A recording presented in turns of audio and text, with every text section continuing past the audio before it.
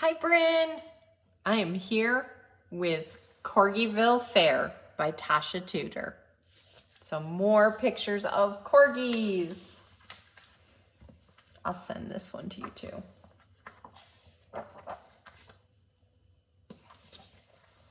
Corgiville Fair by Tasha Tudor.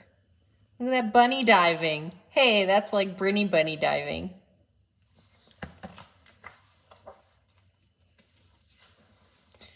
And this book she wrote for her beloved corgis. And they were named Farley Jr., Mr. B, Mrs., Megan, Caleb, Snap, Farley, and Corey.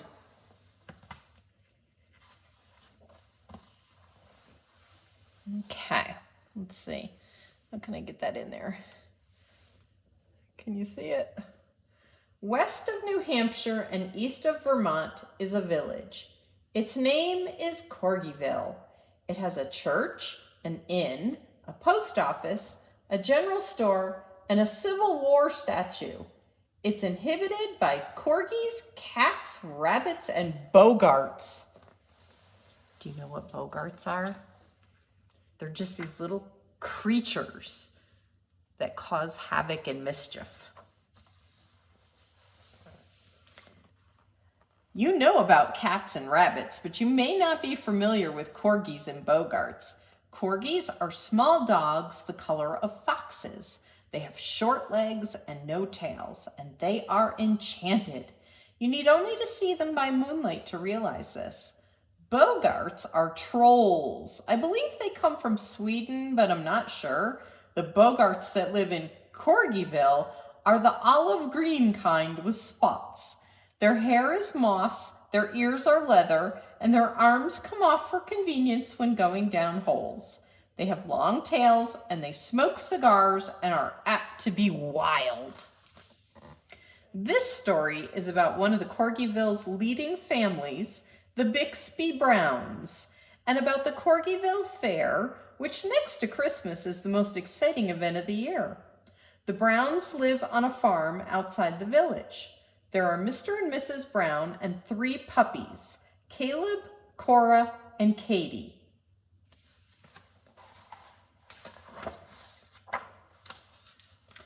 Mr. Brown raises racing goats.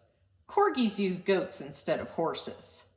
On Fair Day, there is a rivalry between the Browns and the Tomcat family who come from the other side of town. Mr. Brown is first selectman and road agent.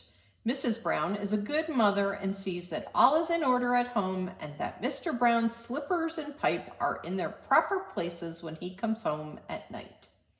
Caleb, Cora, and Katie go to school in winter, and in summer they spend their time, as everyone else does in Corgiville, getting ready for the fair. One summer, the summer this story is about, Cora was raising gourds to display at the fair. Katie, who was domestic, was making a complete layette for a rag puppy. Caleb was the busiest of all, for besides helping his father with the farm, he was training his goat, Josephine, for the grand race. The first prize was to be 100 silver dollars and an enormous cup, so you can see there would be a lot of competition.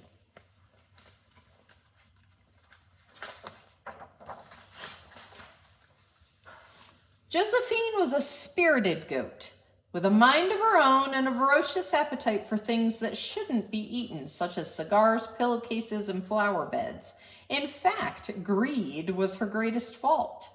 Every good day, Caleb worked with Josephine. He groomed her, he polished her horns and hooves, and each Saturday he drove Josephine to Mert Bogart's place, the Bogs, on the marsh. Mert and his brothers ran a fireworks factory. They also put on a daredevil show with old cars for the fair. Mert had a way with goats, just as gypsies do with horses. He was always ready to help Caleb with Josephine. He wanted Caleb to win the grand race. He especially wanted to see him win the grand prize instead of Edgar Tomcat.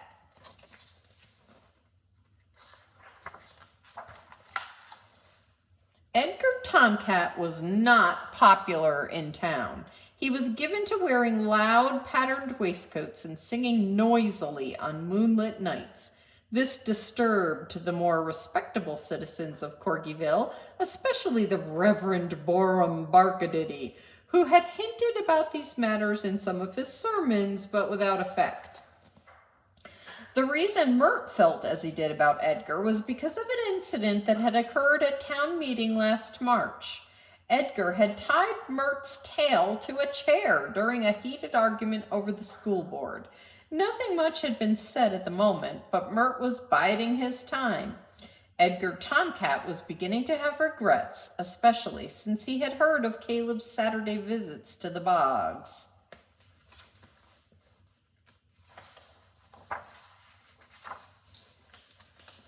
The summer wore away as it does in Corgiville, with a pleasant round of happenings. September came in with the smell of grapes along the roadsides and a touch of frost in the air. It was nearly time for the fair. The village hummed with activity.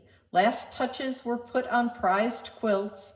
The best preserves and jellies were selected from the summer's labors, and the largest and most perfect vegetables were carefully harvested. The ladies of Corgiville Congregational Church put on a splendid supper and held a meeting to complete plans for their float at the fair.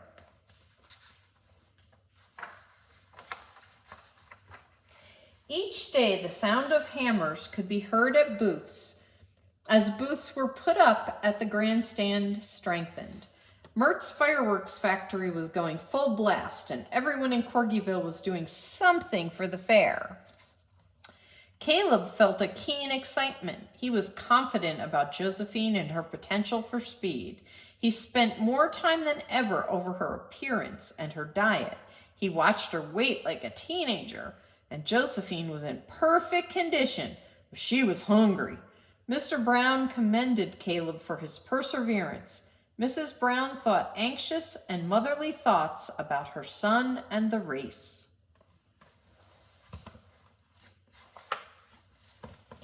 Mert Bogart suggested that Caleb put a padlock on Josephine's stable door at night. He said he didn't like the lay of the land over at Edgar's. You never know what might happen, he cautioned, especially at the fair. Don't leave her unguarded, not for a moment.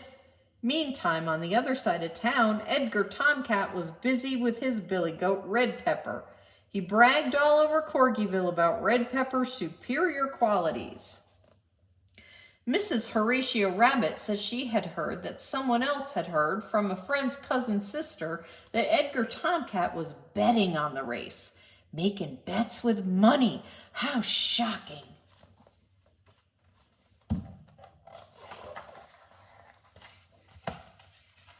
It was the day before the fair, and the exhibits were arriving. The tents were up, and already there was a smell of fried potatoes and hot dogs mixed with the brisk autumn air and the scents of asters. Everyone was excited, but Caleb was the most excited of all. He felt sure Josephine could win, but would she? The suspense was tantalizing. At last it was the day of the fair. Mr. Big Brown and the town fathers gave speeches. They fired off the cannon that stood in front of the Civil War statue. Everyone cheered and waved flags. The Corgiville band struck up a spirited tune, and the fair was officially opened. There was the big tent where vegetables, fruit, preserves, flowers, and fancy work were shown. There was the poultry shed, the goat and guinea pig barns, the ginger beer stand, the peep show, and the merry-go-round with the calliope, and the dashing wooden goats with flowing beards. There were runaway pigs and lost puppies and tabby cats selling cotton candy. There were Bogarts with patent medicine remedies and old corgis with trained fleas. It was wonderful. Caleb found it hard not to leave Josephine and visit the tempting exhibits. However, he remembered Mert's words of warning and remained faithfully by her stable door. He wondered what the rest of the family was doing. No doubt Father would be looking at farm machinery or talking cattle. Mother was probably comparing cakes and pies with Mrs. Rabbit and the church ladies. Katie would surely be with the Sunday school group in the fancy work section. Cora should be with her gourd exhibit, but she wouldn't be. She'd be at the ice cream stall or the cotton candy stand. And what would Mert be doing? Probably setting up the fireworks or working with the daredevils. It was hard waiting, especially when lunchtime came round. Caleb saw everyone going into the lunch tents. He smelled the baked beans and apple pie. He had eaten his own lunch before 10 o'clock, and now he felt painfully hollow inside. At this very moment, who should saunter by but Edgar Tomcat with some delicious-looking hot dogs in a basket. Edgar stopped and admired Josephine. Caleb was flattered. "I'm afraid you're going to give me some keen competition," said Edgar. "That's what I aim to do, sir," Caleb replied modestly. Edgar purred pleasantly. "You look hungry. Would you like a hot dog?" Caleb's mouth fairly watered. Edgar's feelings might be hurt if he refused, and besides, Edgar was being so sporting about Josephine. So Caleb took a hot dog. Edgar continued to talk in a flattering man-to-man tone. And Caleb felt pleased and important, but he also felt sleepy and rather wished Edgar would go away. In fact, he felt dizzy, and Edgar's purring sounded like a motor in his ears. Or was it a motor? Caleb really didn't know, for he had fallen sound asleep in the straw. The hot dog contained a soporific powder. So a guess soporific powder made him go to sleep.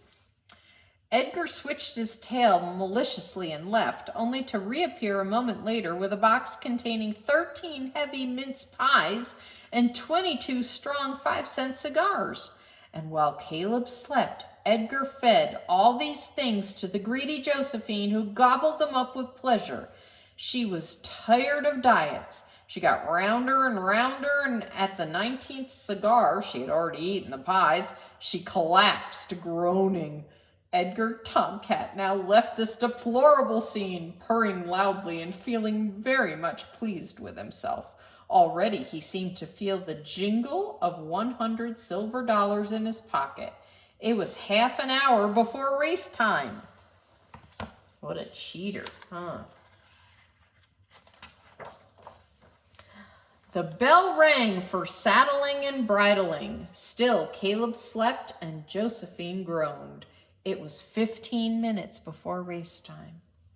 The Browns were in the grandstand watching and waiting. Now it was 10 minutes before race time, and Caleb woke up. Mert Bogart was checking his rockets before leaving for the race when Caleb reached him, barking out the awful tale of what had happened. Bogarts are resourceful. Mert saw instantly that there was but one thing to do. Grabbing an armful of rockets, he jumped into his Tin Lizzie with Caleb behind him and roared to the goat stables. It was now 5 minutes before race time. They got Josephine to her feet. Then, while Caleb saddled and bridled her, Mert ripped open the rockets with lightning speed and fed her as many as she would eat.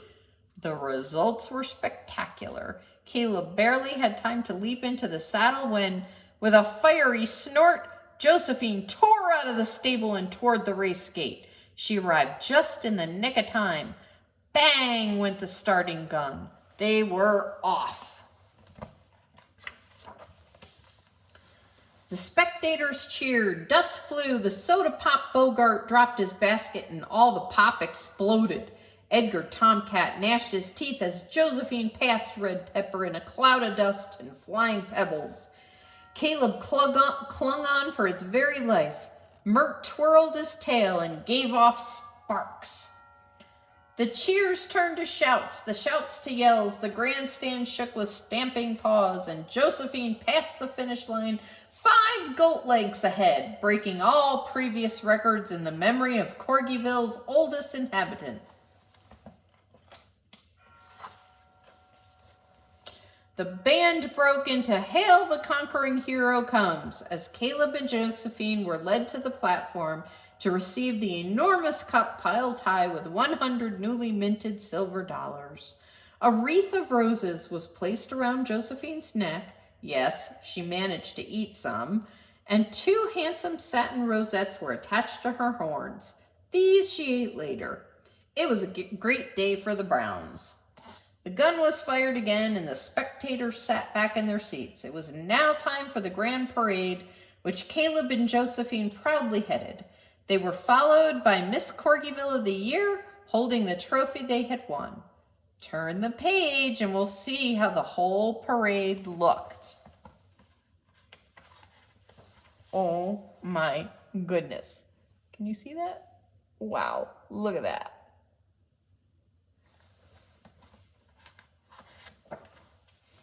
After the parade, Josephine was taken to her stall where, I'm sorry to say, she finished off her wreath and the 2 rosettes, wire included. As for Caleb and his family, they and all of Corgiville had a marvelous time. They thrilled to Mert's daredevils who had never put on a more hair-raising show. Numbers of rabbits fainted. They did up the pie-eating contest, the turkey shoot, and the midway.